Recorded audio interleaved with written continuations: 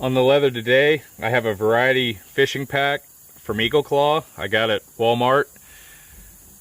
They're usually less than $4. I get these for emergency kits just because I've got a little bit of everything. I've got the hooks broken down. They're all in each section. I've got the hooks broken down roughly by size.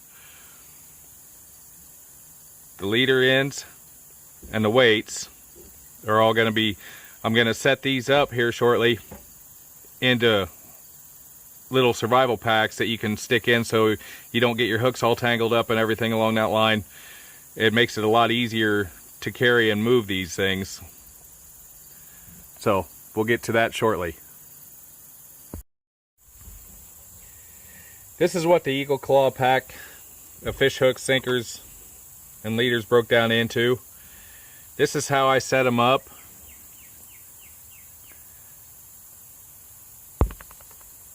And for carry,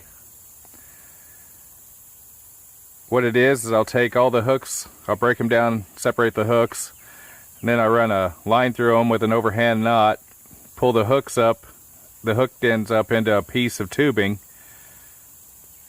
and run the line up through, pull everything tight, and then wrap the line around, secure it, shove a few lead sinkers in there, and one with the over the line, not crimped, just over the line, push down through tight to where everything holds together. Then you can put this into whatever you like to carry.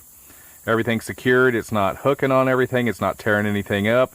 You can even carry these in your pocket, although I'd be a bit careful because if one pops out, that's not, taking fish hooks out isn't any form of fun whatsoever, especially out from under a nail or something like that. But these are fairly easy to make. The only thing you have to watch out for in those packs are bad hooks, and you'll get a couple, usually in each one. And this one, as you can see, the eye isn't very good. Let's see if we can clear that up. The eye isn't very good, but I'd still use this. Just wrap the line down the shaft so it won't pull off the end, and tie it.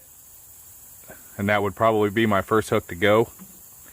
Throw these in the bottom of whatever kit, or don't use them at all because God makes sinkers and floats that you can use anywhere. This is the sort of thing that you can do to fill out a kit that is inexpensive. It's a little labor intensive and fun on your part, but if you like doing stuff like this, it's easy, it's cheap, and it'll fill out your kit nicely.